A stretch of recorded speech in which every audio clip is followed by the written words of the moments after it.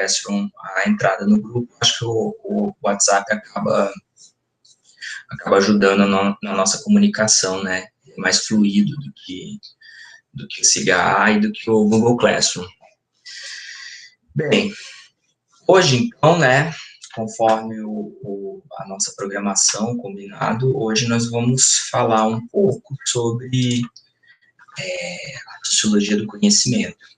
Sociologia do conhecimento de uma perspectiva muito particular, mas também que é uma perspectiva fundante desse campo, que é a do Karl Mannheim. Eu passei para vocês, via Google Classroom, um texto que é do livro compilado aí, organizado pelo trio, né? O professor Antônio Roberto Bertelli, o Moacir Palmeira e o Otávio Velho. Então, é um livro assim, que busca assim, textos clássicos, textos cânones da sociologia do conhecimento, especialmente dessa perspectiva, dessa linha que o Mannheim desenvolveu. Assim, o próprio Mannheim explica isso, e existem outros textos interessantes, assim, sobre o que é a sociologia do conhecimento, como, por exemplo, a entrevista do Bourdieu, naquele livro maravilhoso do Zizek, O Mapa da Ideologia, né, em que Bourdieu e o Eagleton falam da doxa e a vida cotidiana. Ali eles fazem, assim, um panorama. Também outro texto que eu vou deixar ali como bibliografia complementar para vocês, é um texto do Norbert Elias, sobre o que é a sociologia do conhecimento. O Norbert Elias esteve junto com o Mannheim, principalmente quando se exilou na Inglaterra. Então, Norbert Elias tem um diálogo com essa sociologia do conhecimento que a gente vai trabalhar. E aí, nesse livro, são compilados aqui 3 artigos grandes, né, 3 capítulos que são, na verdade, quase que é mais do que o artigo que a gente está acostumado a ler, né, o do Mannheim aqui vai para perto de 100 páginas, né, mas é um artigo que, na verdade, é um esboço teórico-metodológico. Então, esse texto que eu passei para vocês é o problema de uma sociologia do conhecimento. Eu confesso que é um texto que eu sei que ele é árido, mas eu tenho certeza, assim, que ele vai ser bem aproveitado por vocês ao longo da disciplina e provavelmente também em outros momentos, quando fizerem essa discussão. Eu sei até que tem como disciplina optativa a própria sociologia do conhecimento, então aqui a gente não faz um panorama geral, mas esse texto, como ele é um texto fundador, e ele nos dá algumas bases, depois o Mannheim desenvolve muito bem isso aqui que ele está ensinando, essa metodologia toda, ele desenvolve muito bem num livro que se chama Ideologia e Utopia. Ideologia e Utopia, ele vai fazer assim que a missão de hoje é a gente chegar nessa relação que ele está tecendo entre estratos sociais, estratos intelectuais e estilos de pensamento. Como é que tudo isso pode ser conectado, essas categorias, né, esses conceitos podem ser conectados a partir de uma olhada da sociologia do conhecimento, e como a sociologia do conhecimento, com isso, apresenta uma compreensão de como a forma como nós pensamos, a forma como nós organizamos o conhecimento, a forma como esses conhecimentos circulam, são recebidos, são respondidos, são produzidos, tudo isso tem tudo a ver com a forma como a sociedade está organizada, a forma como determinados grupos estão em choque num momento histórico, num momento político. Chegando nesse ponto, a gente que é o ponto de partida da sociologia do conhecimento. Para nós interessa para a disciplina chegar a esse ponto. Chegando nesse ponto aqui, eu vou me dar bastante satisfeito, porque depois vocês vão conseguir. Aí o nosso desafio vai ser como é que nós levamos essa metodologia, essa teoria da sociologia do conhecimento do Mannheim e a metodologia por ele proposta para como fazer, né, como criar uma sociologia do conhecimento para pensar os saberes escolares, os conhecimentos escolares, a vida na escola, né, o currículo escolar. Esse vai ser o nosso desafio. E aí eu queria saber, vocês conseguiram dar uma lida? Eu imagino, não sei se alguém conseguiu ler tudo, ou maravilha, mas pelo menos conseguiram dar uma olhadinha no texto, o que acharam, vocês que estão aqui, alguém conseguiu? E gostaria de falar, gostaria de comentar algo também, claro, né?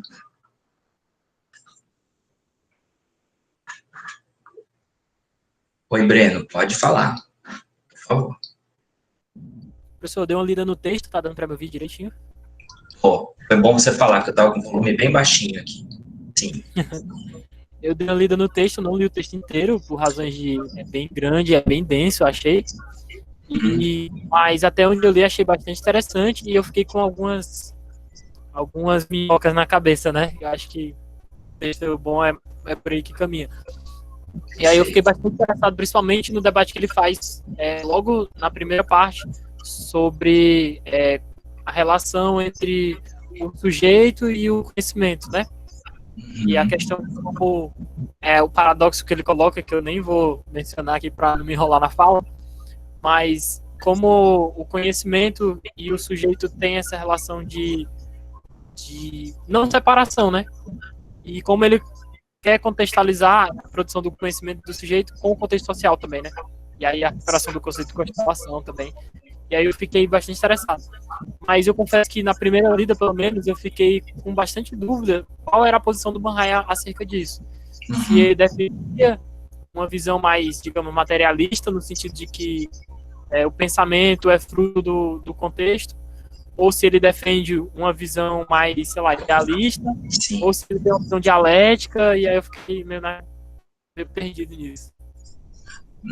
Perfeito, Breno. Eu acho que, na verdade, a proposta dele com a inauguração dessa sociologia do conhecimento é justamente lidar com essas questões, né? E propor, a proposta dele, na verdade, sem ignorar os efeitos da história e da economia, né, das relações materiais, inclusive parte-se daí, né, e também não ignorando os elementos aí, porque ele vai ter um trecho extenso, e esse trecho, assim, a gente nem precisa passar por ele, eu até ter recomendado para vocês quebrar isso aqui. Ele vai explicar por que ele não adere ao Max Scheler e à perspectiva idealista.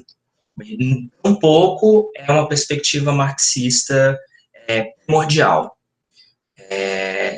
Assim, a ideia da produção do conhecimento que ele está propondo ali, ela deve ir além dessas duas perspectivas, considerando que tanto uma quanto outra também são produtos, também só são possíveis por conta de uma determinada, aí o conceito-chave, gente, já entrando aqui, uma determinada constelação.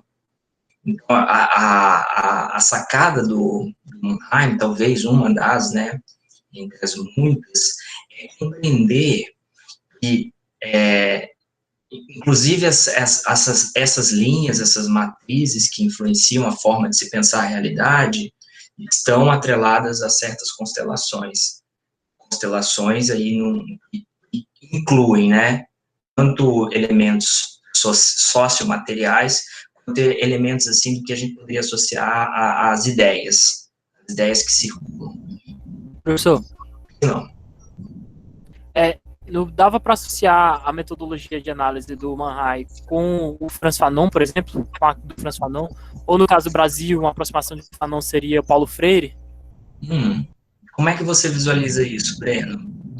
No sentido que, por exemplo, no caso do Fanon, quando ele vai realizar a crítica do racismo e fazer um histórico em relação ao movimento de negritude, ele se aproxima do marxismo no sentido de que ele coloca que as raízes do racismo não podem ser entendidas sem a relação com o colonialismo, né? Ou seja, o contexto material.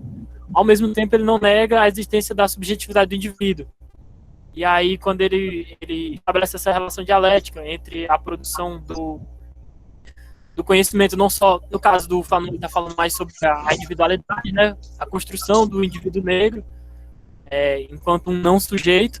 E aí vai colocar que essa existência do não sujeito não pode ser lida sem desconsiderar o contexto material, mas ao mesmo tempo é uma leitura sobre identidade, né? Uma perspectiva subjetiva que até ele, pelo menos, o marxismo teve muita dificuldade para incorporar. Uhum. No caso do Paulo Freire é parecido, mas com enfoque maior na educação, né? Não, agora entendi, Breno, como é que você... Eu acho que sim, viu? Eu acho que a gente consegue tecer um diálogo entre essas perspectivas, principalmente quando a gente chegar ali no momento de discutir o que ele está propondo como a perspectiva dinâmica da apropriação dos veios aí intelectuais que te posicionam em relação ao mundo e à realidade. Como ele vai explicar, por exemplo, Breno, uma perspectiva que numa determinada situação, numa determinada constelação, ela é progressista, ela pode, em um segundo momento ou em um outro momento, dependendo do rearranjo dos elementos, essa mesma perspectiva ela pode se tornar conservadora. Então, nesse sentido, há um diálogo possível também com essas teorias que discutem do ponto de vista da identidade. Essas discussões identitárias, ou as teorias, por exemplo, do reconhecimento. Vai ter um grande diálogo entre ele, por exemplo, e o Axel Honneth, mais à frente. Entre essa discussão do Mannheim e o Mariátegui, também com a perspectiva do Sul, ou um pouco do Florestan Fernandes. Florestan Fernandes é um leitor do Mannheim. E vai, claro, produzir críticas, não vai incorporar, assim,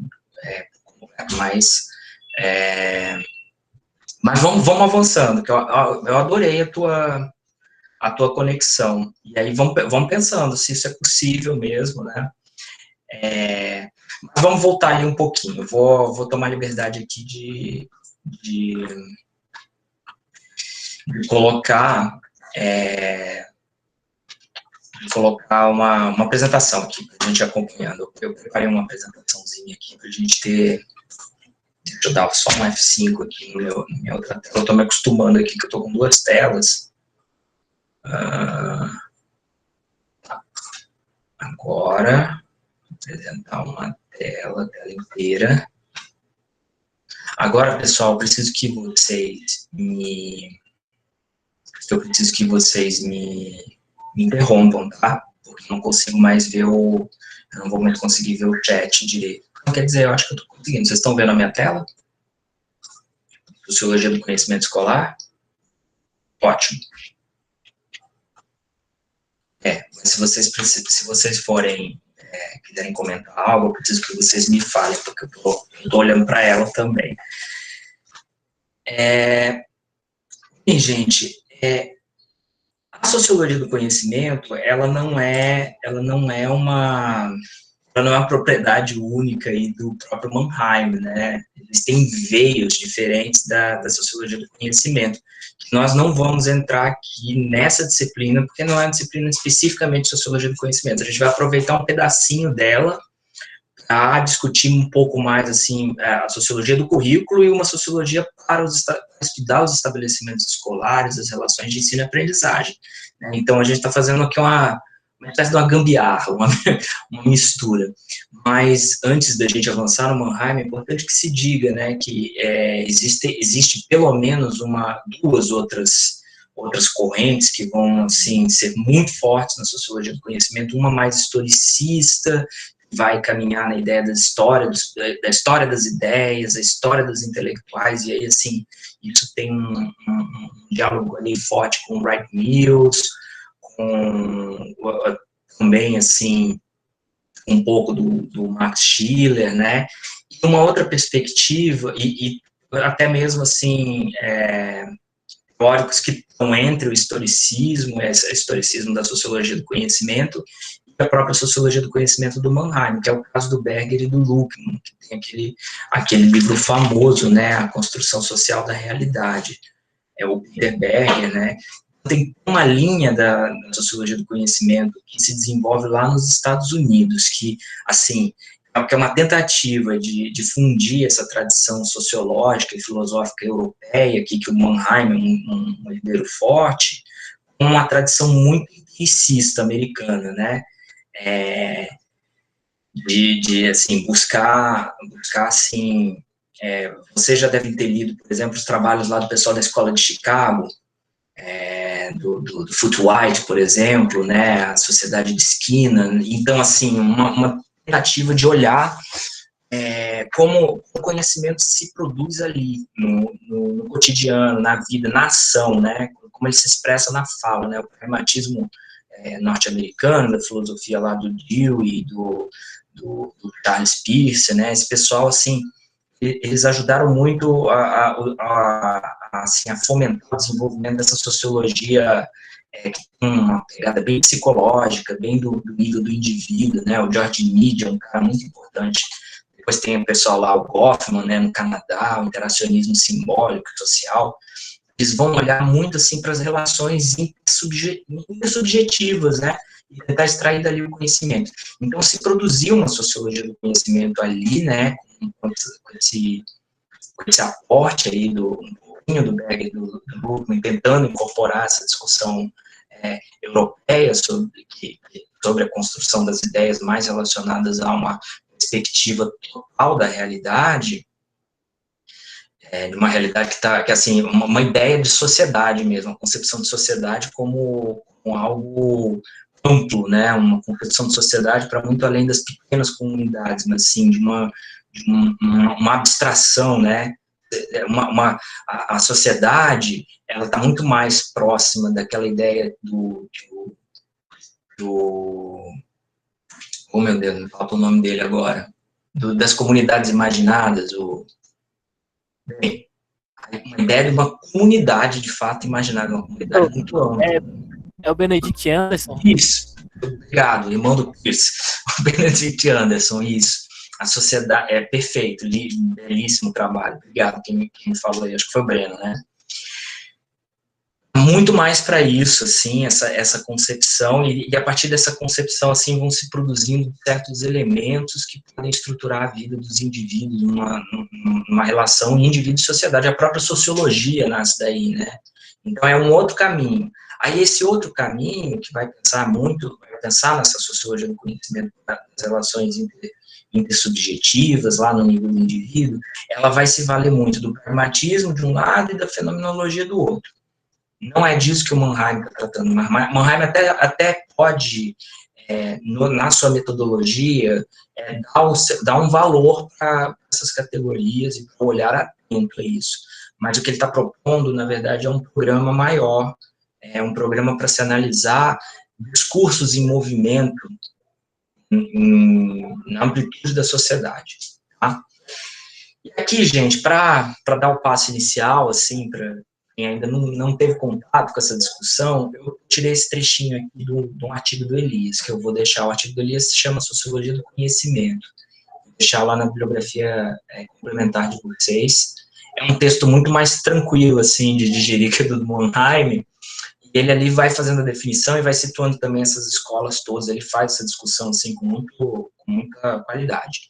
Diz ele lá, né, de sua forma tradicional. Agora, sintetizando bem o que é a sociologia do conhecimento para todos esses, tá? Para todas essas grandes correntes que trabalham com essa ideia de sociologia do conhecimento. As suposições teóricas comuns das teorias sociológicas do conhecimento são bastante simples. Elas podem ser condensadas na afirmação de que a estrutura da consciência, das ideias, do conhecimento, do pensamento, da percepção, de qualquer que seja o ângulo que possamos escolher, é primordialmente determinada pela estrutura dos grupos humanos pelos quais são produzidos, não pelos objetos da consciência ou pela própria consciência, chamemos a isso lógica, razão, ou o que quer que seja. Então, veja, Breno, aquilo que você ia colocando ali, nem que é só para o Mannheim, ou para o Schiller, ou para o pessoal da fenomenologia que trabalha com a sociologia do conhecimento, essa ideia de sociologia do conhecimento, ela já parte também de uma oposição a essa concepção de que os objetos da consciência ou os conhecimentos, eles têm uma razão em si que mereça ser estudada, pelo menos não pela sociologia do conhecimento. E nessa perspectiva, a sociologia do conhecimento, ela afronta um pouco, né? Um pouco não, ela afronta um bocado toda uma linhagem aí da epistemologia, né, que dentro da filosofia ali vai pensar no conhecimento, no ele próprio, né? Então, a sociologia do conhecimento, em larga medida, diz isso, olha, qualquer coisa que se conhece isoladamente, não tem essa ideia etérea do conhecimento, da verdade, etc., né? Tudo isso depende de uma certa realidade social. O Bourdieu e o Eagleton, naquela entrevista que consta no mapa da ideologia do Zizek, né, um dos capítulos, também dizem ali uma outra forma assim da gente expressar como é que se entender a sociologia do conhecimento, né? Diz Bourdieu. Eu diria que enquanto se pensa em termos de consciência, falsa consciência, inconsciência, etc., não se consegue captar os principais efeitos ideológicos, na maioria das vezes são transmitidos pelo corpo. O principal mecanismo de dominação opera através da manipulação inconsciente do corpo, que funciona de maneira muito mais sutil, através da linguagem, através do corpo, através das atitudes para com as coisas que estão abaixo do nível da consciência. Assim, por que eu trago esse trecho do Bourdieu e do Eagleton? Porque é nesse nível de incorporação mesmo, nesse nível aí no caso do Bourdieu tem muito a ver com o processo de socialização institucional, né, que vai se incorporando ali, vai se formando hábitos, e o olhar da sociologia do conhecimento, ele quer perceber o conhecimento nesse nível, e ali quando Elias fala também, né, determinada pela estrutura dos grupos humanos pelos quais são produzidos, também nós podemos pensar que há um diálogo também muito próximo entre o que o Mannheim está chamando de constelação e o que depois o Elias desenvolve com mais detalhes, como a ideia de configuração social. E a ideia, por outro lado, o que o Bourdieu vai trabalhar como conceito de hábitos, também tem algum diálogo com aquilo que o Mannheim aqui está só esboçando ainda, né? Ele não está avançando, mas ele está esboçando, pelo menos nesse texto, entre o reconhecimento do indivíduo pertencer a um determinado extrato social e, por isso, ser aderente a compromisso com determinada perspectiva, com determinada forma de ver o mundo, de agir no mundo, de defender uma posição. Então, o Bourdieu depois ele vai sofisticar muito essa ideia com a concepção de hábitos, porque aí, a partir da ideia da concepção de hábitos, ali também está introjetada, né, toda uma perspectiva de conservar ou de transformar a realidade. A gente pode pensar, né, nesse caminho também como uma forma de olhar. E aí, gente, nas palavras, um conceito, uma ideia que é fundamental nos termos do próprio Mannheim, e aí é o que pode sintetizar toda essa discussão, né? A sociologia do conhecimento, o estudo das relações sociais de produção de conhecimento, no qual conhecer é fundamentalmente um conhecer coletivo. Então, essa ideia é uma ideia que eu gostaria que vocês gravassem, né? Conhecer, da perspectiva da sociologia do conhecimento, é sempre conhecer coletivo. E aí, gente, pensem vocês, isso tem, digamos assim, que a sociologia do conhecimento dá ao conhecimento. E aí, no caso de vocês lendo ali o comecinho do texto Mannheim, ele está falando um pouco em conhecimento, ele está falando mais em pensamento, depois ele para de usar o termo pensamento, lá na ideologia utopia, e vai usar muito mais conhecimento, mas até por conta dos embates ali com o pessoal da psicologia social, né, para não ter, enfim, ele desloca, mas o que está na origem de tudo isso é realmente elevar um status, quer dizer, deslocar o lugar de se pensar o conhecimento, da lógica, da epistemologia, ou assim, dos elementos que são inerentes a um determinado conhecimento, que é operacionalizável, que é ferramenta para interagir com o mundo, que é nomeação legítima do mundo, etc., ou qualquer que seja a finalidade de um determinado conhecimento. Mas o que o Mannheim está propondo é que, dessa perspectiva, se desloca o conhecimento para um objeto sociológico. O conhecimento, ele não é um problema epistemológico, ele é um problema sociológico. Para entender? Nesse sentido que ele é um conhecer coletivo. Conhecer é fundamentalmente um conhecer coletivo. Certo até aqui, gente? Vou diminuir aqui para ver vocês. Peraí. Sim, ok. Então, pessoal, um conceito que é chave para a gente entender isso, né? É a ideia, e aí que legal, a operação que o Mannheim faz nesse artigo eu achei, assim, muito interessante. Ele vai apresentar esse conceito que é chave para a sociologia do conhecimento, e é o que a gente deve buscar para entender, é um conceito que, assim, se alarga para a gente utilizar a sociologia do conhecimento para perceber os conhecimentos em movimento, em dinâmica, e atrelados aos grupos que podem estar em conflito ou cooperando em determinados momentos, que é a noção de constelação. Quando a gente fala em constelação, o que vem à mente de vocês?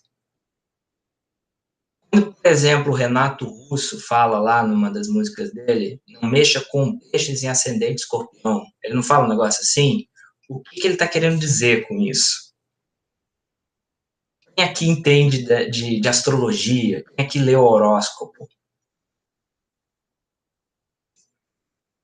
O Mannheim está utilizando esse termo, que de fato, né, ele está utilizando como uma metáfora, que se apropriando da astrologia, se referindo, né, lá no campo da astrologia, tem no próprio trecho dele, lá do problema da sociologia do conhecimento, né, que o termo constelação, vindo da astrologia, se refere à posição e relação mútuas das estrelas na hora do nascimento de uma pessoa, de um ser humano. Não é assim, né? Gente, se eu estiver falando bobagem aí, quem conhece mais o campo, eu tenho amigos assim que fazem até mapa astral, mas diz que dependendo da hora, do dia e do ano em que você nasceu, o universo tem certas posições estelares, né, as constelações, a constelação, né, uma constelação naquele momento, assim, no sentido de que as estrelas estão em certos, os astros estão posicionados de tal modo que isso vai influencia no destino, né, nas suas características, no seu humor, né. Aí, assim, a criança recém-nascida, ela vai ter uma série de atributos ou não, dependendo da constelação. É claro que aqui o Mannheim está usando essa alegoria, e ele não está dizendo que ele não tá falando na sociologia que essa constelação, assim, é nessa mesma proporção, mas ele está se apropriando da ideia de uma combinação específica de certos fatores, digamos assim, que os astros, né, que influenciam as constelações que influenciam, né, os signos, né, os planetas,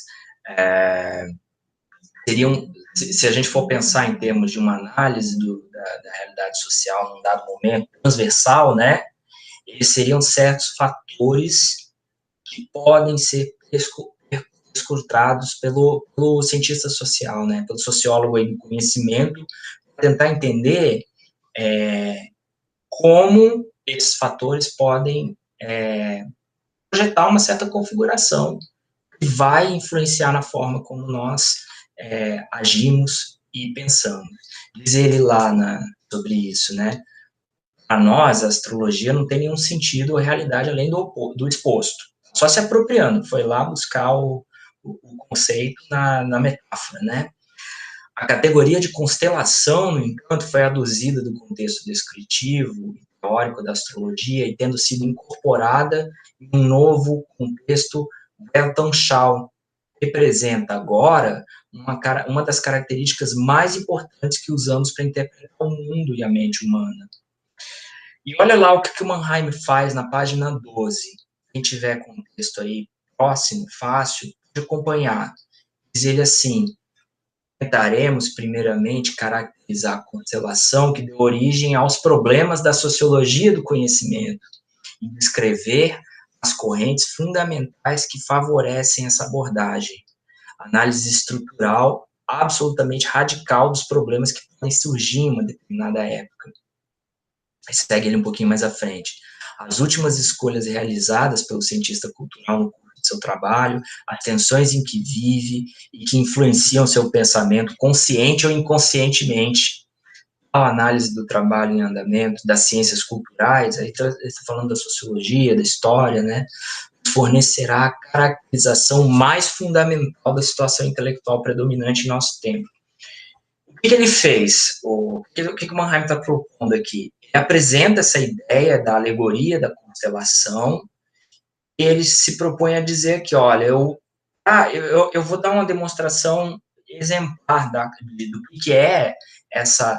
que é uma constelação, em termos sócio-históricos, para explicar justamente como uma determinada constelação, possibilitou a emergência da sociologia do conhecimento. Então, ele já vai, o espertinho, né, ele já vai matar dois coelhos com uma cajadada só. Ele está apresentando um conceito-chave da sociologia do conhecimento e demonstrando com esse conceito, tentando demonstrar, né, o que ele pretende fazer, tentando demonstrar com esse conceito como que a própria sociologia do conhecimento ela surge. Tudo bem, gente? Questões até aqui? Claro isso? Vou voltar aqui no chat para ver. Teia de significados. Beleza. E a ideia de teia, né, Carla? Aí, como o Breno falou, em A Distinção, o Bourdieu esboça uma noção muito interessante que ele chama de infraconsciente. Legal, legal. E, nossa, gente, é isso. Vocês fazendo essas conexões já vão enriquecendo essa nossa conversa. Essa ideia de teia, né, de configuração, ela está muito próxima aqui da noção de constelação do Mannheim, né. Então, o que ele vai apresentar aqui? Ele vai dizer quais eram os astros, né, que estavam influenciando, ele não usa esse termo, né, mas quais eram os fatores que acabam influenciando a origem da sociologia do conhecimento.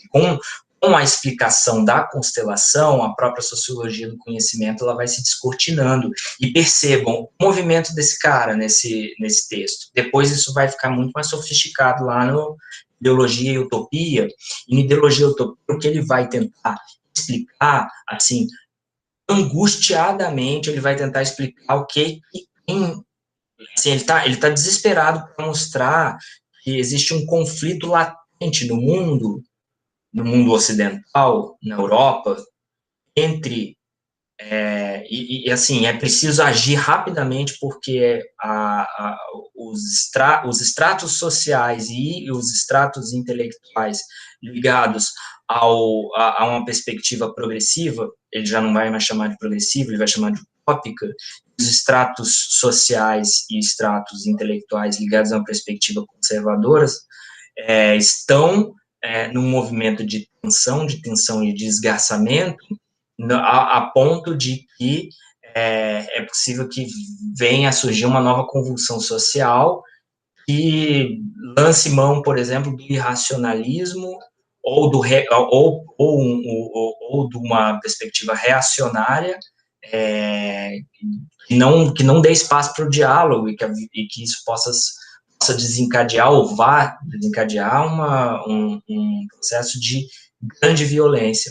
E ele está escrevendo isso justamente quando, né? Ali no romper da Segunda Guerra Mundial. Então, assim, claro, mas não é que ele é evidente, né? Está falando de constelação, ali não é só ele que está falando isso, né? Existem vários outros pensadores, vários outros sociólogos que estavam alertando, né? para essa possibilidade, né, a necessidade de se entender melhor como por exemplo, como está uma determinada constelação, como o pensamento social está circulando, né. Então, a constelação que deu origem à sociologia do conhecimento conta aí com 4 grandes fatores, na perspectiva do Mannheim. E aí vale a pena, né, a gente mergulhar nisso. Ele vai desenvolvendo isso ao longo aí de 40 páginas do texto. Eu não vou, assim, recapturar tudo com vocês, mas vamos tentar passar aí tentar, assim, dar uma ideia, mais ou menos, do que seria, do que representaria cada uma dessas quatro grandes influências que configuram a constelação que permitiu a ascensão da sociologia do conhecimento. Aí, tanto a fenomenológica, tanto a historicista, quanto a sociologia do conhecimento mannheimiana, né? Então, o primeiro ponto, ele está chamando aqui de autotranscendência ou autorrelativização do pensamento. O que é isso, minha gente? Essa ideia de autorrelativização do pensamento. O desenvolvimento da possibilidade dessa perspectiva e circulação dessa perspectiva de autorrelativização do pensamento. Então, diz ele lá que isso consiste, né, no fato de que pensadores individuais, e ainda mais a visão dominante de uma determinada época, longe de atribuírem primazia ao pensamento, concebem-no como algo subordinado a outros fatores englobantes, como sua emanação, expressão, seu concomitante ou, em geral, como alguma coisa condicionada por outra. Gente, isso assim, diversos fatores vão contribuindo para essa possibilidade. Uma delas me remete novamente lá ao Benedict Anderson, nas comunidades imaginadas. Mas foi um processo de conflitos e deslocamentos, aqui na perspectiva do Mannheim, a própria dinâmica da vida social, né, o próprio conflito da história humana, né, acaba levando a essas possibilidades de deslocamento, mas uma delas foi o desenvolvimento desse pensamento que é um pensamento relativo, a relativização. Isso tem a ver com um processo, assim, de mudança, né? Quando a gente vai estudando lá na história, o surgimento da sociologia, a gente fala das grandes revoluções, né? E entre elas, ali no Renascimento, uma grande revolução do pensamento que desloca, por exemplo, a metáfora, aí no caso lá do Benedict Anderson, ele fala disso, né? Desloca a metáfora radical do mundo na Bíblia, em Deus, e passa a ser o ser humano, o próprio ser humano aí construindo a sua realidade, né? Interagindo com a natureza. Mas essa relativização do pensamento, ela também tem muito a ver com o contato das sociedades, da grande comunidade cristã lá europeia, né, a grande comunidade imaginada cristã, com outras civilizações, com outros, estou um pouco anacrônico chamando de civilização, mas com outras grandes comunidades imaginadas, como, por exemplo, a do Islã, ou a chinesa, e mais do que isso, aí, sobretudo, né, a descoberta, né, a chegada desses europeus na América, e o contato com seres humanos muito diversos. Então, assim, esse caminho que está sendo feito, isso tem um impacto e acaba provocando também, é um dos grandes fatores, acaba provocando essa necessidade de se produzir conhecimento, de se produzir um pensamento que relativiza o próprio pensamento. Lá na página 14, ele fala assim, no que se refere ao pensamento, é um problema, né? Claro que não se pode relativizá-lo sem que seja simultaneamente um sujeito pensante, sem postular a esfera do pensamento como algo válido. Assim, eu entendo que essa ideia de relativização do pensamento, ela chega primeiro como uma dessacralização do pensamento. Ele deixa de ser algo assim, uma verdade absoluta. É isso. A gente tem ali a crise do absolutismo, né, que tá, politicamente está lá, mas assim, em termos de pensamento, a ciência, Copérnico, né, a importância disso, né, tem uma reviravolta muito grande ali, você tem Galileu, né, isso provoca, né, contato com o mundo islâmico, assim, a matemática, né, ela quebra com tantas coisas que leva, primeiro, assim, a uma quebra da ideia de, olha, atingimos uma verdade absoluta, possuímos, tá? Então, esse é o primeiro ponto. Só que aí a evolução disso leva a essa ideia de que o pensamento deve ser relativizado. E essa relativização do pensamento, ela caminha aí assim, caminha paralelo ao desenvolvimento aí da filosofia, vai chegar ao momento em que vai ter uma constelação também própria para o surgimento da sociologia, como nós conhecemos. Essa relativização, ela vai ser uma relativização que vai sendo empurrada para uma perspectiva sociológica do conhecimento, do pensamento. Então, assim, há um esforço para compreender o pensamento como um fenômeno. Olha que interessante, ele fala assim, essa ideia de relativizar o pensamento é entendê-lo também como um fenômeno parcial dentro de um campo mais vasto da existência. E assim, para isso a gente precisa de dados existenciais para poder determinar que pensamento é esse. Já que o pensamento não é uma verdade absoluta que corre, né, o que passa os indivíduos, né, ele é sempre relativo, e ele é relativo aí, assim, primeiro é relativo aos indivíduos, né, tem aquele processo lá da discussão filosófica, né, que passa do Kant para o Hegel, enfim, primeiro mas depois se pensa isso de modo a tentar entender, né, caminhando. Então, o primeiro fator é essa ideia de que, olha, o pensamento ele vai sendo relativizado. E o que é isso, né? Onde que é isso? Isso, assim, o Mannheim está dizendo, olha, isso está presente, isso pode ter, assim, isso pode ter acontecido, assim, de maneira esparsa na história na história da humanidade aí, com o viés do Ocidente, né, da história deles ali, mas nesse determinado momento que ele toma uma proporção presente ali em quem está construindo o pensamento, né, quem está pensando a realidade social, ele ganha proeminência. Tudo bem com esse primeiro fator, gente? Questões, comentários?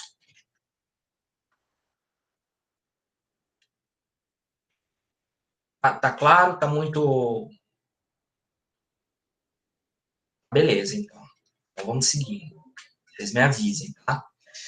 O segundo grande fator que ele está identificando aí é o que ele chamou de mentalidade desmascaradora. As coisas já estão conectadas aqui, né? Primeiro você relativiza o pensamento, bem, e isso aqui também tem proximidade, né? Essa ideia. Quem tiver com texto, acompanhe aí na página 18. Devemos atentar a essa altura a distinção fenomenológica entre negar a verdade de uma ideia e determinar a função que ela exerce. Ao negar a verdade de uma ideia, ainda pressuponho como tese. E assim me coloco sobre a mesma base teórica, e não mais que teórica, do que a ideia está constituída. Ao colocá-la em dúvida, continua a raciocinar dentro do mesmo padrão categorial. Então, o que ele está dizendo? Ó, essa mentalidade desmascaradora, ela não está negando a verdade de uma ideia, nem colocando a ideia em dúvida. Porque negar a verdade ou colocar em dúvida é, nesses termos, raciocinar dentro de uma mesma base teórica. Essa mentalidade desmascaradora, ela faz algo como um pouco mais profundo do que isso. Mas mesmo quando nem mesmo levanto a questão, vejam, ou pelo menos quando não faço dessa questão o núcleo do meu argumento acerca da veracidade daquilo que a ideia estatui, né, mais do que o considera apenas nos termos da função extrateórica que se põe a serviço, então e somente então realmente atinge um desmascaramento, que de fato representa não uma refutação teórica, mas a destruição da eficácia prática dessas ideias. Essa mentalidade desmascaradora, ela é o que alimenta, ela é o proceder do desenvolvimento dentro do paradigma científico, da ciência oposicional, da ciência crítica. E aí eu pergunto para vocês, meus queridos alunos, colegas aqui desse desafio de mergulhar na sociologia do conhecimento do Mannheim, o que é que vocês imaginam que ele está falando? A qual teoria nós podemos associar essa ideia de mentalidade desmascaradora? Não está negando ou dizendo que é mentira, mas está, nos termos dele, destruindo a eficácia prática das ideias. A quem que vocês acham que ele está, com quem que ele está dialogando aqui? Agora estou perguntando para vocês. Francisco, já além do iluminismo, pseudo-concreticidade. Sim, a pseudo-concreticidade da Piaçu está fazendo referência a quem? É isso mesmo, é isso mesmo. Mas está fazendo a referência a um conceito anterior, né, Carla? Um conceito base aí, de uma perspectiva,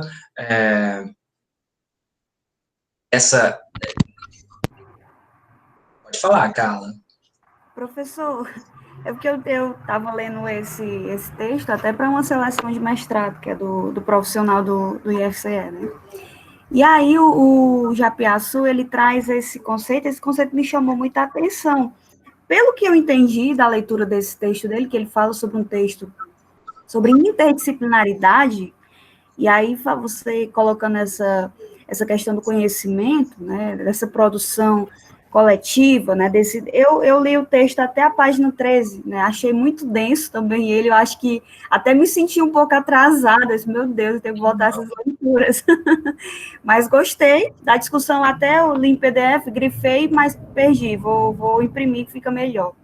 E aí o Japiaçu, ele traz essa ideia quando ele diz que a interdisciplinaridade, né, e aí eu acredito que ele se remete um pouco ao conhecimento também, eu fiz essa ligação aqui, de forma bem rápida. Ele diz que, na maioria das vezes, essa interdisciplinaridade, ela é uma pseudo, né, porque é como se ela não acontecesse na prática. E aí eu me recordei agora do conhecimento, professor, dessa questão do conhecimento em si, né? É aquele tipo de conhecimento que nunca está acabado, né? É algo sempre que está em construção.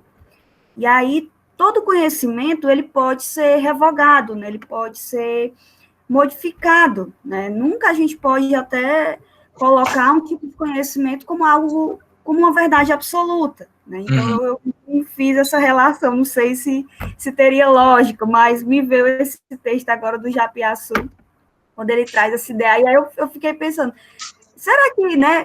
Então, a gente tem sempre um pseudo-conhecimento, porque é um conhecimento que está sempre em produção, né? Aquele conhecimento que é construído diariamente. Então, nós nunca...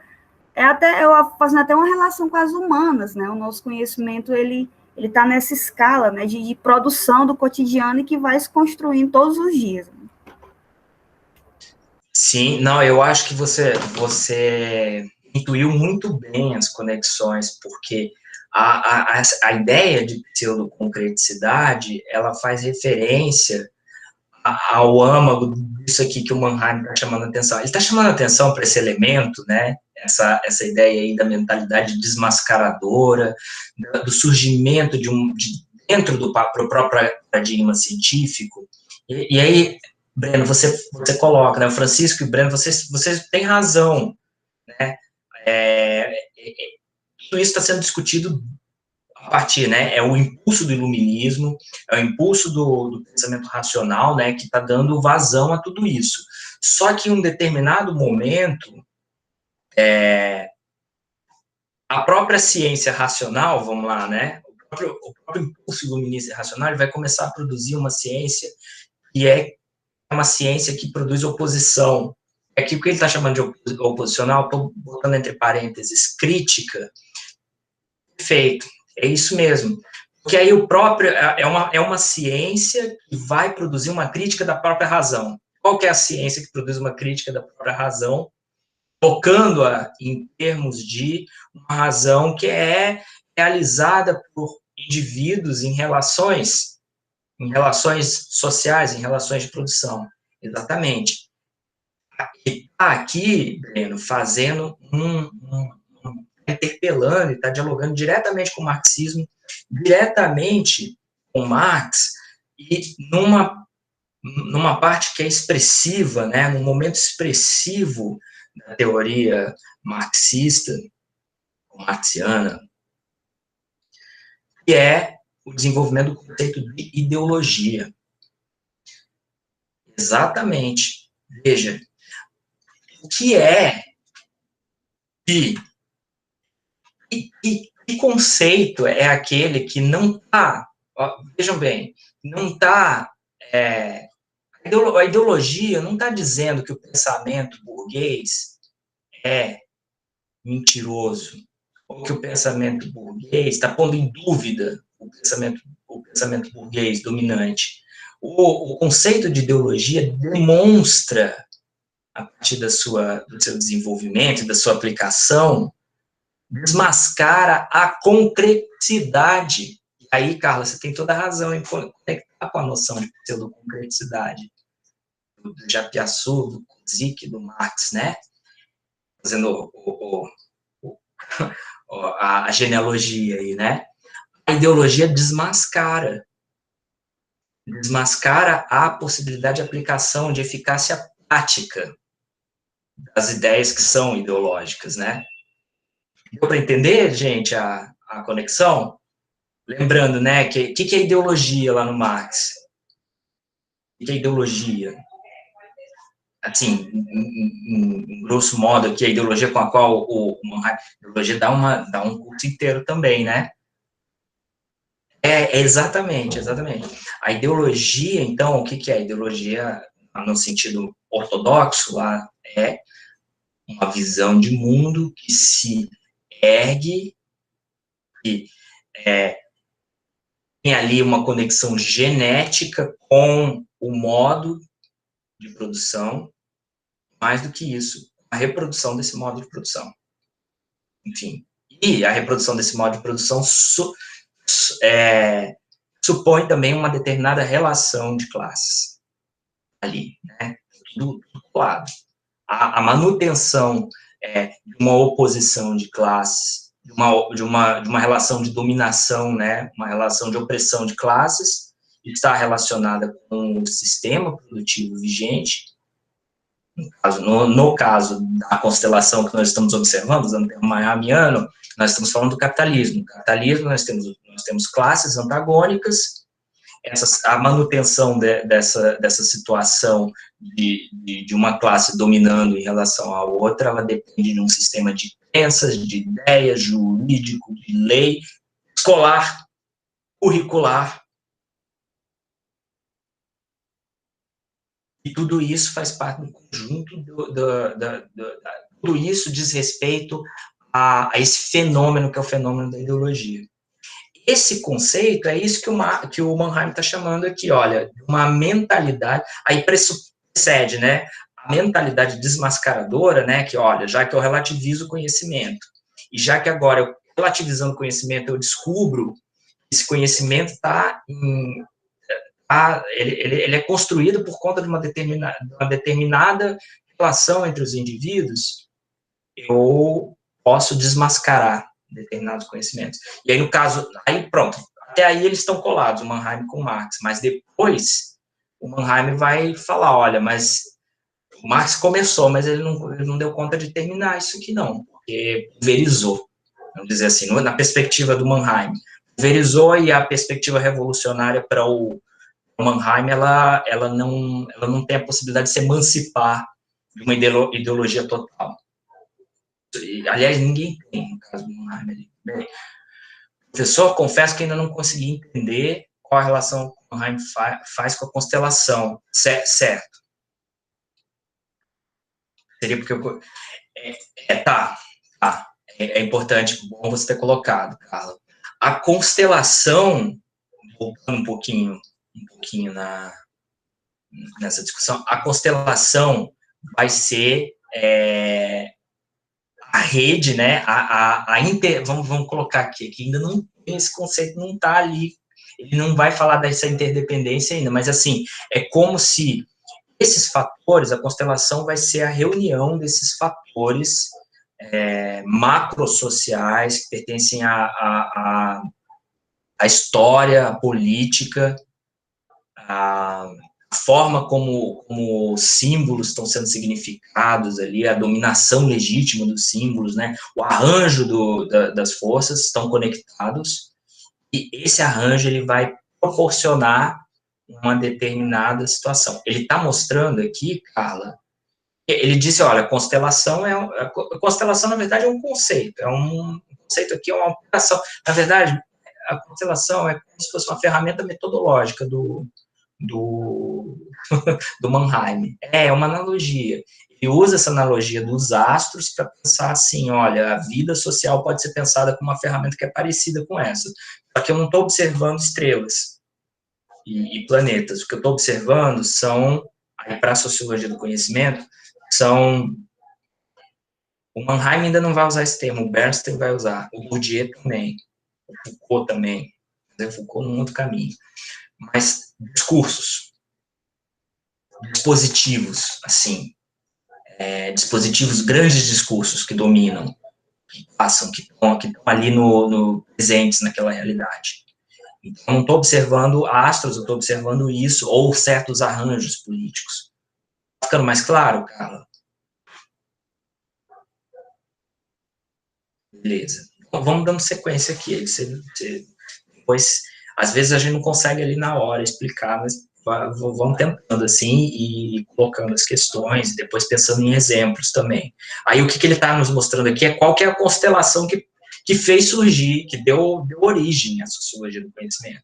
Sem essa constelação não ia ter sociologia do conhecimento. Então, voltando, ó, o primeiro grande astro, vamos dizer assim, ó, cada um desses quatro aqui, como é que funciona lá na astrologia? Na astrologia você tem o seu signo, né? Aí você tem um ascendente e você tem uma lua, né? Digamos assim, né? Cada um desses aqui é o signo, é o ascendente, é a lua e não sei o que mais que tem. Mas pensem aí num quarto fator lá da astrologia. Então, o Mannheim está juntando aqui, ó. Vamos dizer, o meu ascendente é na autotranscendência, o signo é a mentalidade desmascaradora, e aí o terceiro elemento... antes da gente seguir, deu para entender a relação aqui que eu estou propondo para vocês entre essa ideia de ciência oposicional e mentalidade desmascaradora com a ideologia em Marx? Eu acho que isso é fundamental para avançar nessa ideia de sociologia do conhecimento. É uma das coisas que eu gostaria da gente guardar aqui. Sim? Estamos processando.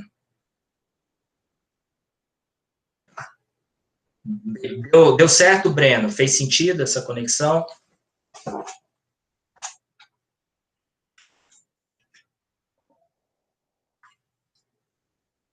Pois bem.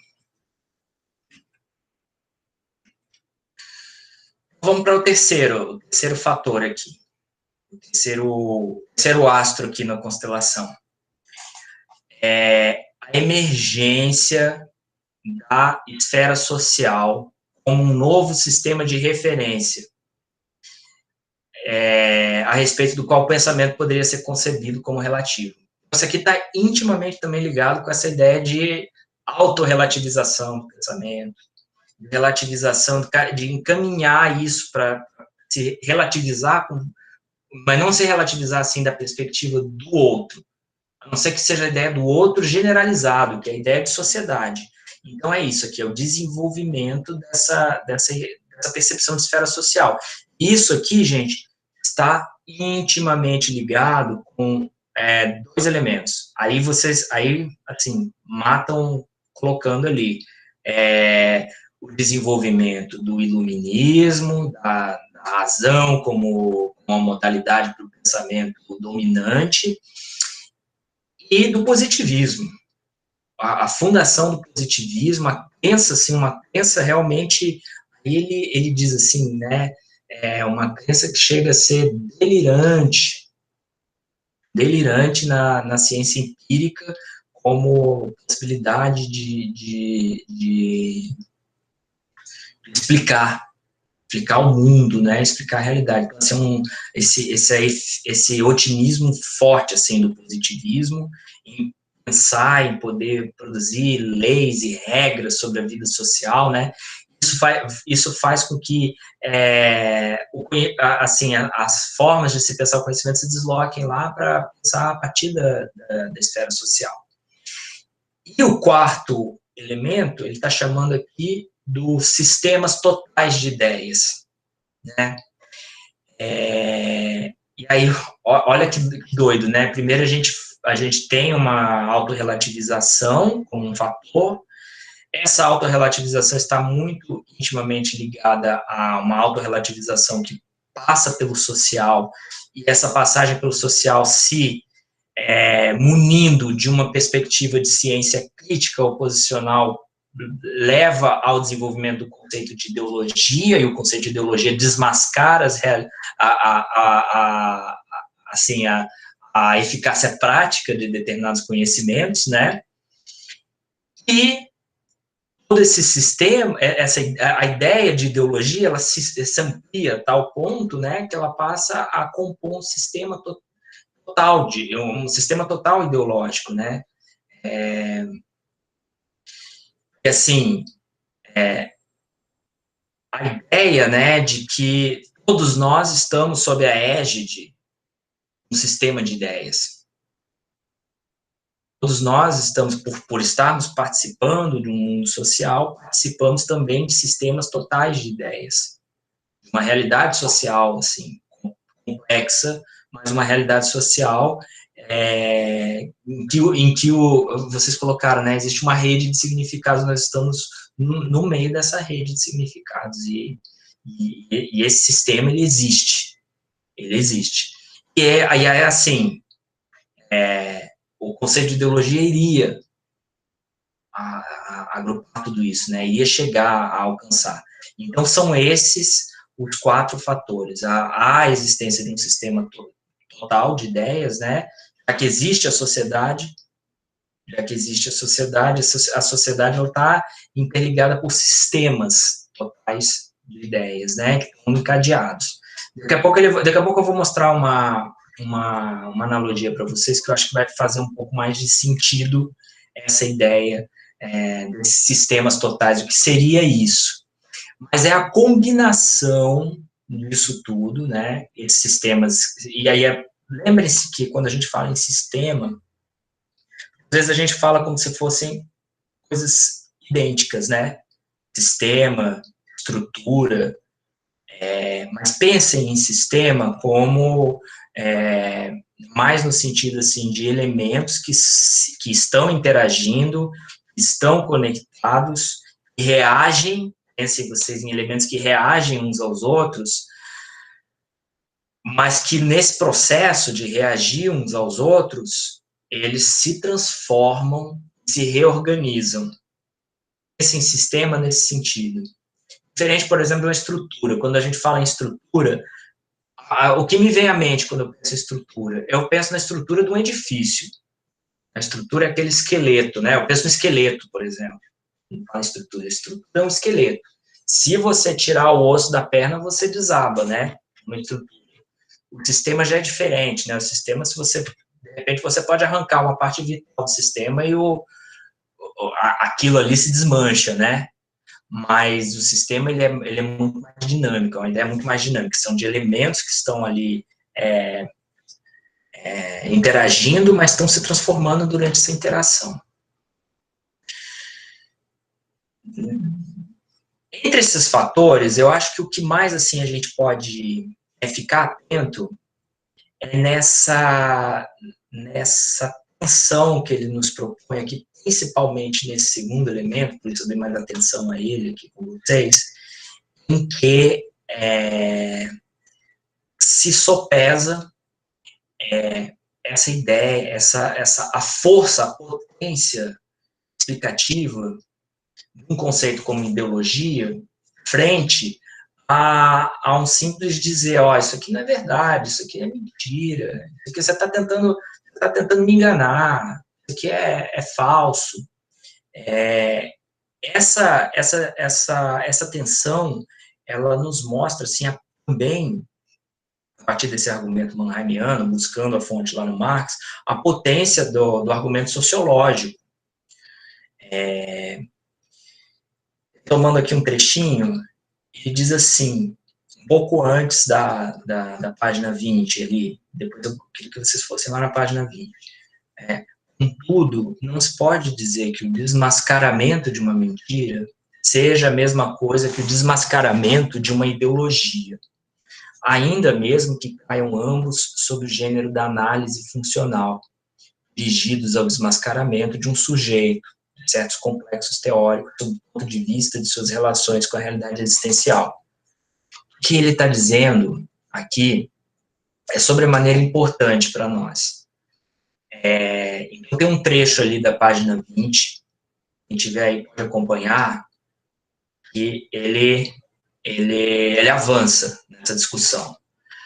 A diferença essencial entre o desmascaramento de uma mentira ou de uma ideologia consiste no fato de que a primeira, né, desmascarar uma mentira, visa a personalidade moral de um indivíduo e procura destruí-lo moralmente, revelando-o como mentiroso, enquanto o desmascaramento de uma ideologia, na sua forma pura, ataca, por assim dizer, apenas uma força sociointelectual e impessoal. O apenas aqui foi infeliz, porque ataca uma força sociointelectual e impessoal. É muito maior. Quando desmascaramos ideologias, procuramos trazer à luz um processo inconsciente, não para aniquilar a existência moral de pessoas que elaboram certas afirmações, mas para destruir, mais uma vez, a eficácia social de certas ideias, através do desmascaramento da função a que servem. Desmascarar mentiras sempre foi feito. E fez essa parte, gente.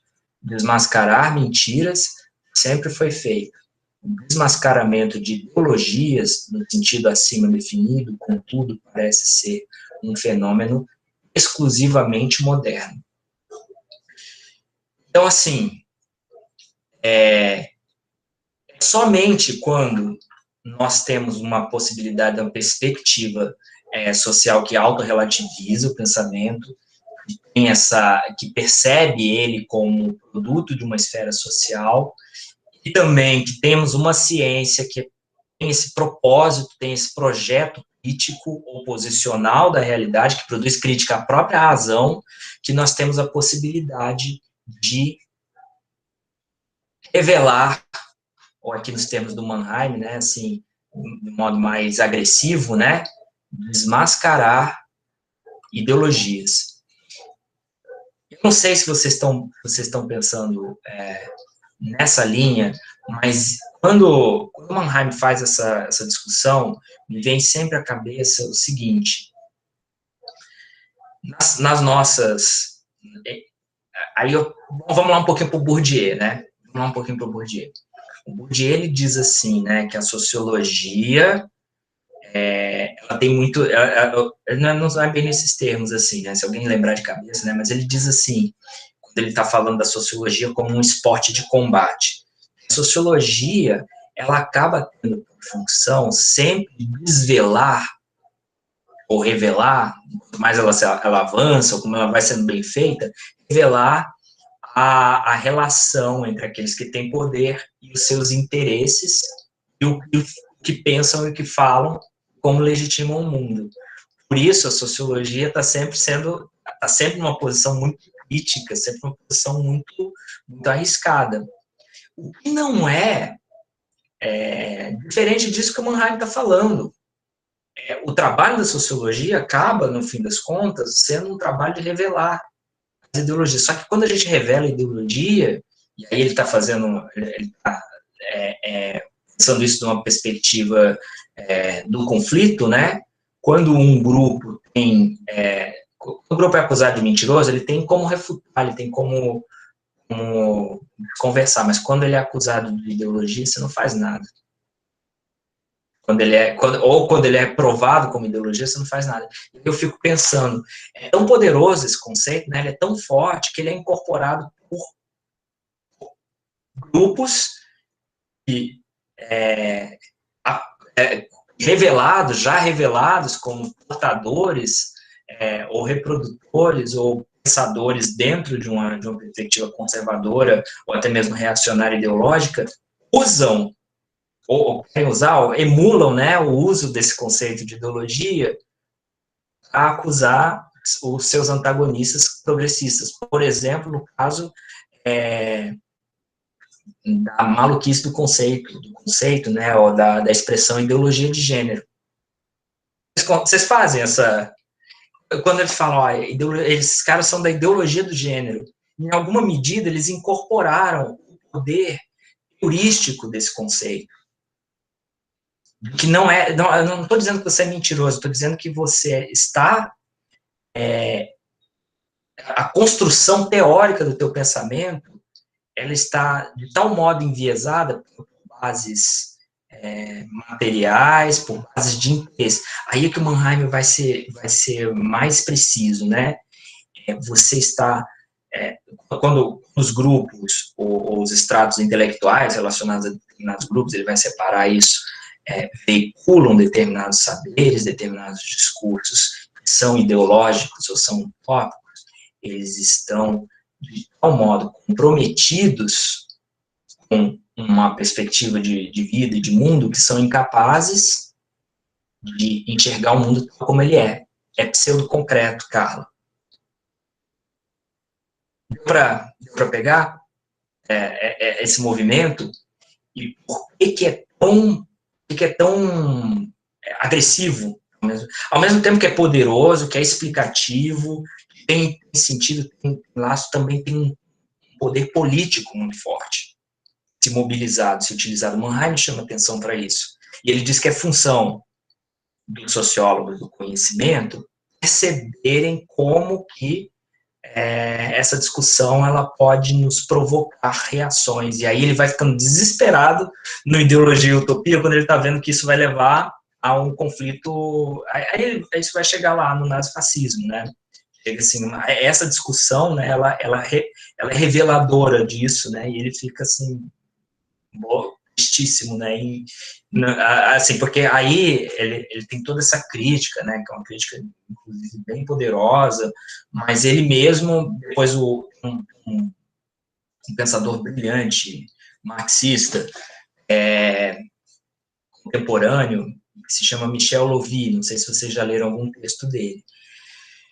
O Michel Lovy depois produz uma crítica assim, lindíssima em relação ao Mannheim, assim, dessa ingenuidade dele de achar que, poxa, então, assim, vamos produzir uma sociologia aqui que vai dar conta de perceber as tensões entre os grupos, a produção do conhecimento, calcular tudo isso e conseguir... Aqui tem um espírito positivista ali incorporado no Mannheim, né, assim, achar que é possível ter esse distanciamento todo e sabendo-se, né, dentro também dessa perspectiva, ele não se isola, mas ele faz como Weber, né, ele faz como Weber, olha, eu vou revelar aqui todas as minhas influências da constelação em torno desse indivíduo, pensando desse sujeito aqui do conhecimento, e isso é legal, essa proposta é legal, né, buscar a constelação que o próprio sujeito do conhecimento está submetido na hora de pensar e na hora de investigar. Isso Mannheim propõe no programa da Sociologia do Conhecimento. Mas claro que isso tem severas limitações, né? Isso é um programa para não é um programa para um indivíduo, né, para um sociólogo, pelo menos na minha concepção. E aí o Michel Louvi, no livro que se chama As Aventuras de Karl Marx contra o Barão de Munchausen, ele demonstra, assim, a limitação dessa, digamos assim, uma sociologia do conhecimento que reconhece o viés do Mannheim, em nenhum momento não vai reconhecer a falta do viés dele, o viés dos diversos grupos que produzem o conhecimento na realidade social, mas o Louvi vai falar, o Mannheim fala, tem uma posição política, que a posição política é o centro. E o Mannheim fala, não tem, o Louvi fala, não tem esse centro que o Mannheim está falando, não existe. E assim, é tão limitado nos próprios termos dele, como seria uma perspectiva progressista, revolucionária, utópica, ou uma perspectiva conservadora, reacionária, ideológica, nos próprios termos do Mannheim. E aí ele faz até, não faz com Mannheim, faz com Durkheim, mas a analogia do Barão de Munchausen. Depois a gente outra oportunidade entra nesse texto. Certinho, gente, até aqui? Questões? Eu estou pensando que são 8h30. Eu acho que essa aula ela merece um pouco mais de atenção a mais outros momentos.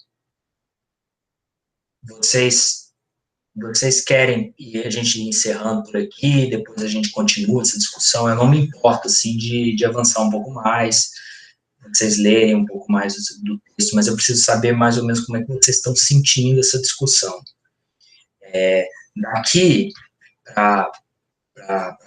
assim, aqui, esse primeiro momento foi justamente para discutir, assim, quais são os fatores que estão influenciando o início da sociologia do conhecimento. E assim, eu quis dar destaque, principalmente, à importância do conceito de ideologia para o surgimento da sociologia do conhecimento. É legal para a gente ler um pouco mais, né? E assim, depois, gente, eu estava relendo e eu fiquei pensando, nossa, vocês vão querer me matar, né? Botar o Mannheim, assim, no meio logo no começo da disciplina. A gente podia ter começado, por exemplo, com um texto maravilhoso, por exemplo, da Bell Hooks, depois fazer de trás para frente. Aí, no final, a gente tentava conectar isso tudo com essas vias. Mas eu quis arriscar isso com vocês. Talvez para uma próxima versão dessa disciplina eu inverta essa ordem. Carla, você vai me ajudar a calcular isso também, se vai fazer mais sentido. Mas é porque essas são as categorias, assim, essenciais para a gente entender o que pode ser essa ideia de sociologia do conhecimento escolar. Eu quero chegar com vocês nessa analogia dos rios, né, dos afluentes de um rio, uma forma do pensamento da sociologia do conhecimento,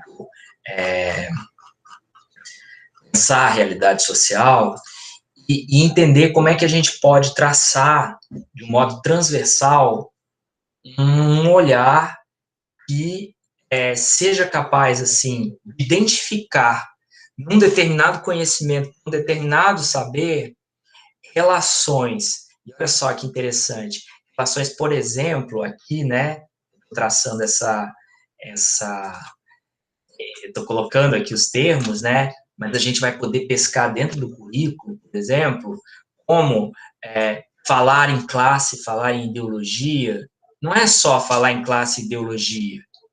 Falar em classe e falar em ideologia tem a ver com todo um compromisso sistemático e social de indivíduos, de sujeitos que estão ligados a estratos intelectuais com determinadas perspectivas de mundo.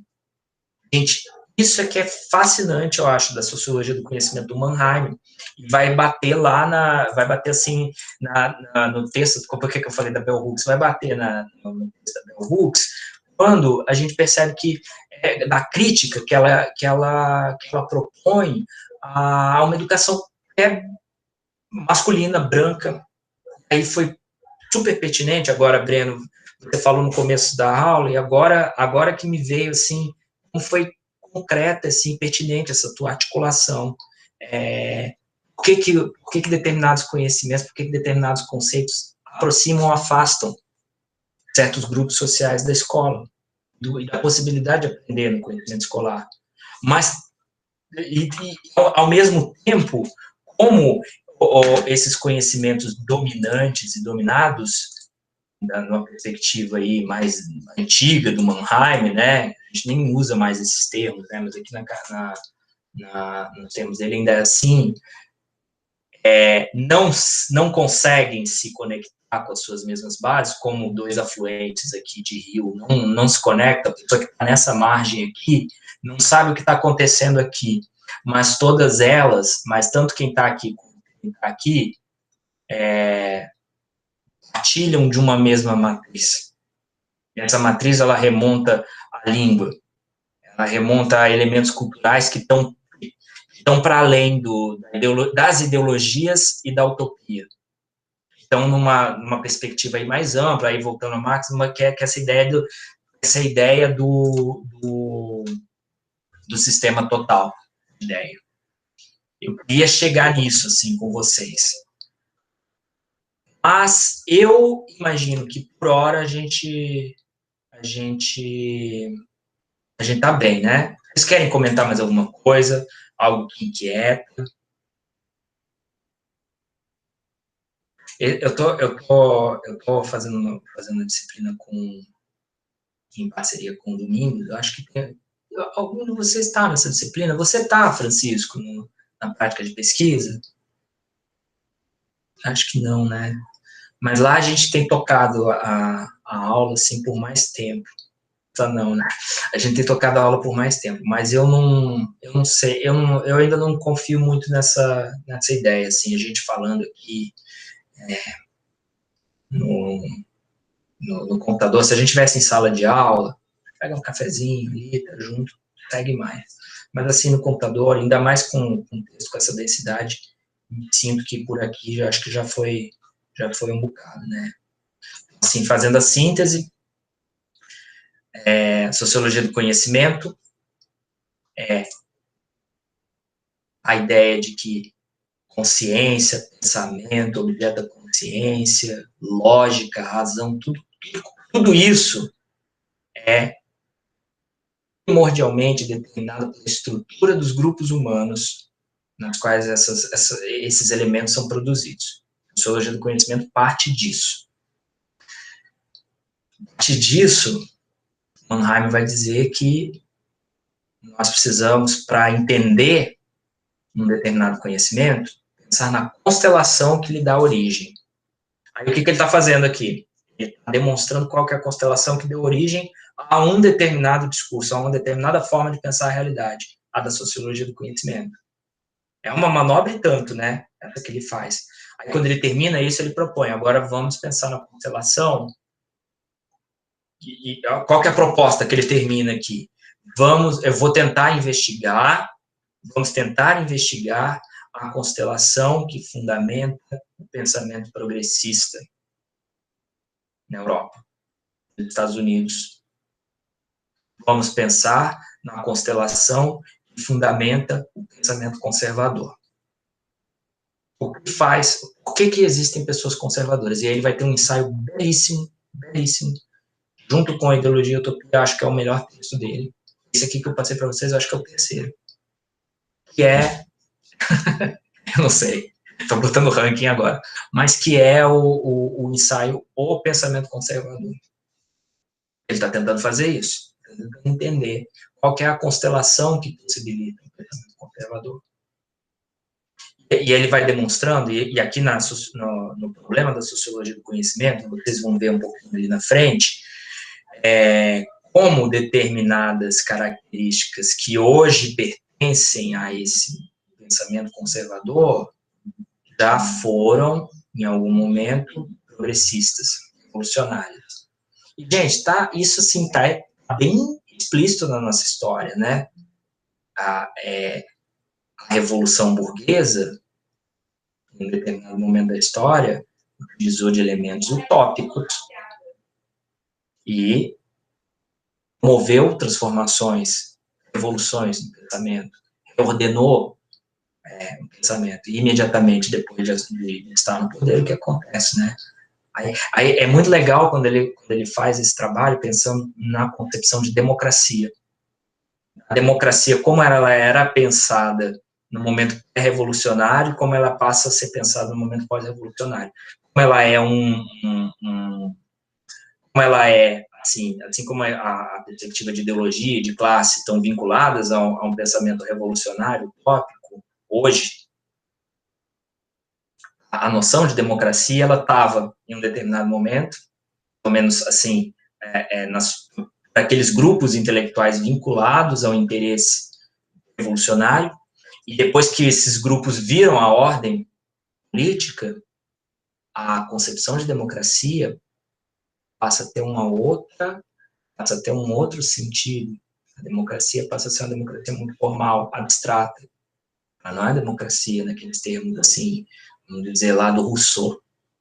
Ela já é uma democracia liberal.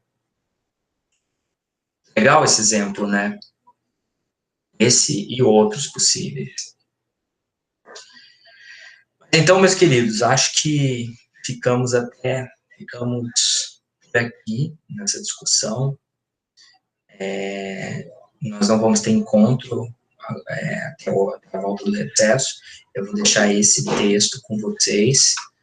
Vou incluir o texto para o texto seguinte, né? Para a gente avançar na disciplina aqui. E eu prometo, assim, que os outros textos, eles fazem diálogo com esse, mas eles já são textos, assim, mais diretamente ligados com o propósito aqui de pensar a realidade escolar, de pensar o currículo. O Mannheim, ele também tem toda uma discussão sobre a sociologia da educação. É uma discussão que está vinculada a essa discussão da sociologia do conhecimento. Mas aí o próximo texto é o Conhecimento Escolar, da Alice Casimiro Lopes. Eu vou deixar lá para vocês. Vamos encerrar essa discussão na próxima aula. Eu arrasto um pouquinho para frente a Alice Casimiro Lopes, mas eu já vou deixar a bibliografia para vocês. Caso aí vocês tenham disposição no recesso para ler, né? Vou deixar já pronto lá para vocês o texto. Beleza, pessoal? O que vocês estão achando aí desse ritmo? Eu fiquei bem preocupado de começar com o Mannheim agora, mas eu não sei, tá fazendo sentido, né? Ah, legal. Obrigado, Carla. Carla, você também, eu já te passei a bibliografia completa, você vai pensando, assim, num dos textos para você ser uma comentadora crítica, tá? Mesma coisa para vocês, Breno, Renato, Francisco, assim, eu falei, né, o Mannheim eu vou trabalhar bem, assim, o Mannheim, mas depois, nos próximos textos, eu vou querer sempre ter um de vocês, assim, para ser o comentador crítico, aí a gente vai também treinando, né, a docência, isso é importante, sempre. Valeu, pessoal, quem eu não for, o Francisco eu encontro amanhã, temos boas novidades aí, e quem eu não encontrar, Feliz Natal, muita paz, muito amor, muita esperança, assim, muita saúde, principalmente isso. Capes louco, né? Não, valeu, pessoal. Boa noite, boas festas para quem a gente não se vê. Com certeza vai chegar. Tchau, tchau.